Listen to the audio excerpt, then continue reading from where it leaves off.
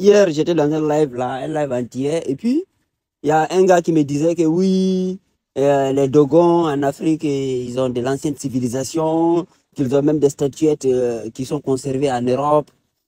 Donc maintenant, il y a un truc, bon, on est comme des gens endormis, quoi. Pendant que le reste de l'humanité nous montre les trucs comme ça, faits de marbre et de granit, tu vois, non? Des trucs faits de marbre et de granit qui peuvent exister pendant des milliers d'années. On a ça, par exemple, vers l'Inde là-bas, vers les Cambodge, je sais pas, Inde là. C'est-à-dire que des trucs même, c'est-à-dire que même analytiquement, même, on ne peut même pas comprendre comment les mecs se sont débrouillés pour faire ça. Ouais, non? Des structures comme ça qui sont faites dans la pierre. On a ça, par exemple, aux États-Unis là-bas. Regardez le délire. Les délires. Et tout ça, c'est fait généralement avec du marbre hein, ou bien avec des pierres. C'est-à-dire que des pierres que même aujourd'hui, on peut pas casser. Voilà.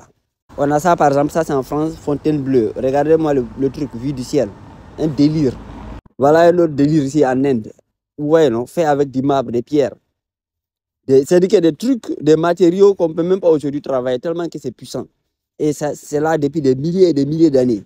Ou bien regardez ces délires-là, des centaines de milliers d'escaliers. C'est-à-dire que même les scientifiques, ils évitent d'en parler parce que ça dépasse l'entendement. Ces trucs-là en Inde, là, j'ai oublié le nom, mais vous pouvez regarder ça. Mais c'est un délire qui dépasse l'entendement complètement. C'est comment ils ont fait ces zigzags-là. C'est des escaliers qui descendent. On a ici vers l'Égypte, on a des trucs comme ça, des obélisques comme ça, faits avec de la pierre, de la roche.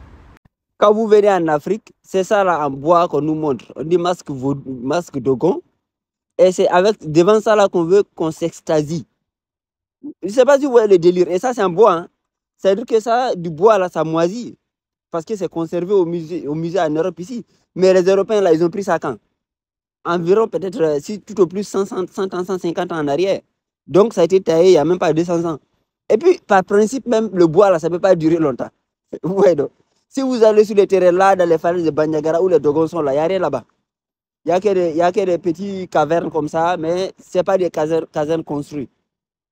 Dans les cavernes qu'on dit Bandiagara là, c'est peut-être les petits signes comme ça qu'on voit qui se baladent là-bas. Mais à part ça, aucune construction. Donc, à part les petits, je sais pas, graffitis sur des murailles, on a ça, des masques en bois, voilà. Ouais, non. Donc, en fait, c'est qu'il faut bien comprendre que le seul fait même de ne pas reconnaître que ces gens-là, ce sont des gens arrivés nouvellement en Afrique qui sont installés. Le fait de valider ces histoires mensongères, que oui, il y avait des empires, des royaumes africains, machin, ça nuit même à l'Afrique en fait. C'est comme les soi-disant royaumes Aoussa. Ils vous disent que par exemple, les royaumes soi-disant de Gobir, la capitale était Al-Kalawa. Voilà le terrain d'Al-Kalawa là. Rien du tout. C'est-à-dire que c'est ce que j'ai expliqué là-bas. En fait, toute l'histoire de l'Afrique, l'histoire des Noirs en Afrique, ça existe dans les livres, mais sur le terrain, il n'y a rien. C'est-à-dire que c'est des trucs qui ont été faits de toutes pièces et bizarrement, c'est entretenu par les mêmes gens. C'est entretenu par les mêmes gens qui ont soi-disant fait l'esclavage et puis qui ont colonisé, soi-disant colonisé. Vous voyez, non? Vous prenez par exemple le royaume de, soi-disant de Congo, là. C'est la seule chapelle qu'on a là-bas comme quelque chose d'un peu ancien. Vous voyez, non? C'est la seule chose. Mais cette chose-là, qui a été officiellement, on sait très bien que ça a été fait par des Portugais. Donc, en fait, le royaume Congo en tant que tel, il n'y a aucune trace de lui. Et on parle de ça partout. Royaume Congo, royaume Manding. C'est-à-dire qu'il y a des trucs qui existent dans des bouquins qui ont été écrits par les colons. Je ne sais pas si vous voyez la logique.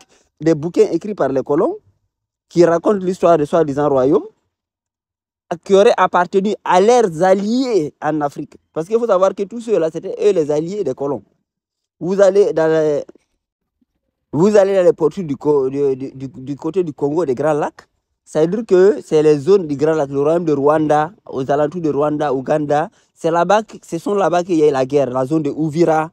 C'est là-bas qu'il y a eu la guerre. Donc, vous pouvez vérifier, en fait, les guerres de colonisation au Congo, là, c'est dans la zone où il y a Rwanda, Ouganda, Burundi, machin, là. C'est là-bas qu'il y a eu les guerres. C'est là-bas qu'il y avait la civilisation. Mais les gars qu'on dit, Kinshasa est vers ici, les gars qu'on dit aux côtes, là, hein, en fait, ils étaient alliés des colons, en fait. Il n'y a jamais eu une guerre de colonisation ici. Mais après, ils ont inventé qu'ils avaient eu 10 millions de pertes, machin. Tout comme on sait, les gars de Montréal, là-bas aussi, ils ont inventé leur truc. Ouais, non? 10 millions, on n'a pas bien os. Donc, ce qui est marrant, c'est que, en fait, eux, l'histoire en Afrique, ils disent qu'ils ont fait l'esclavage, mais parce que les gars du Ghana, par exemple, ils ont demandé pardon, ils ont dit qu'ils ont fait l'esclavage. OK. Mais ils disent que c'est eux aussi qui ont été vendus dans l'esclavage. Donc, eux, ils sont aux côtes. Vous voyez, non? Ils disent que eux, ils ont vendu des gens, mais que c'est eux aussi qui ont été vendus. Et bizarrement, c'est encore eux qui soutiennent ce narratif. Parce que nous, les peuples, nous, on était dans la zone qu'on appelle Négroland. Et jusqu'à aujourd'hui, c'est notre zone là. C'est là qu'on appelle le Sahel, en fait. C'est là qu'on était. Donc, on n'était pas aux côtes.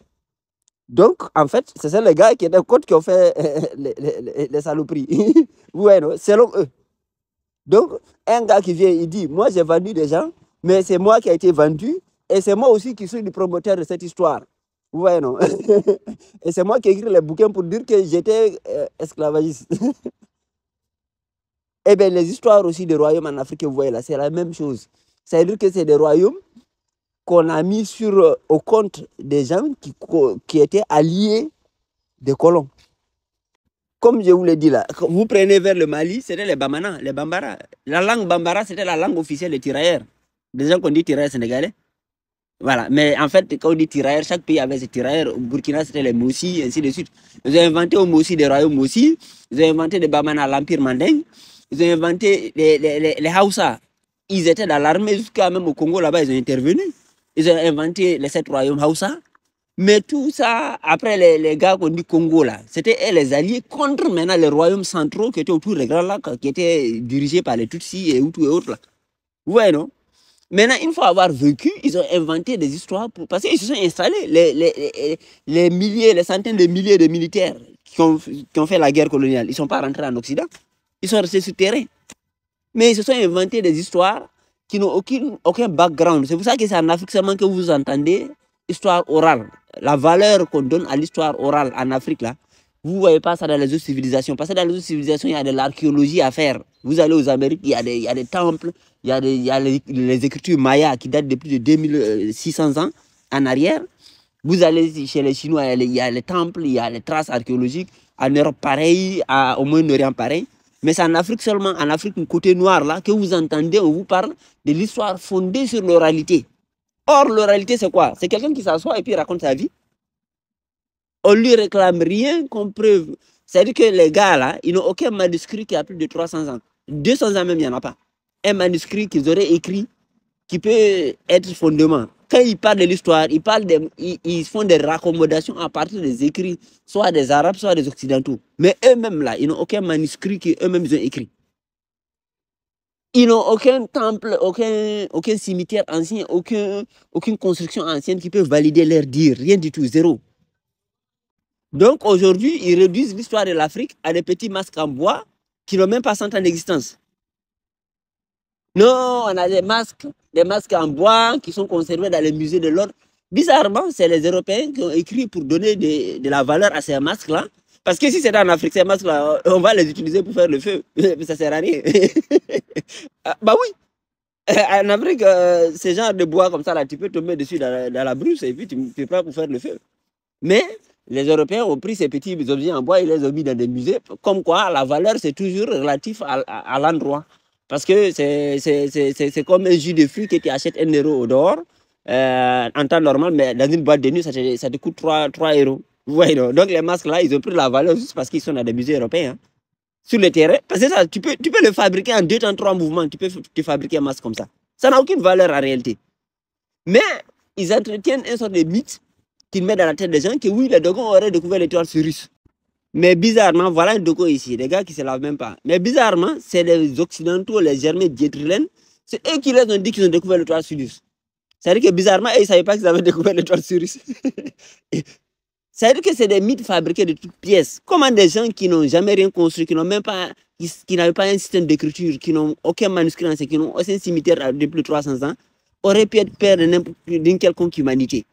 Est-ce qu'aujourd'hui, on voit la réalité de ces gens-là qui vivent dans des conditions pitoyables? Donc, en fait, l'histoire de l'Afrique, là, c'est un mensonge total à but colonial. C'est-à-dire que les armées coloniales, une fois s'être installées, ils se sont inventés des histoires et puis pour ne pas que les gens réclament des traces archéologiques, ils ont dit que non, l'Afrique, c'est tradition orale.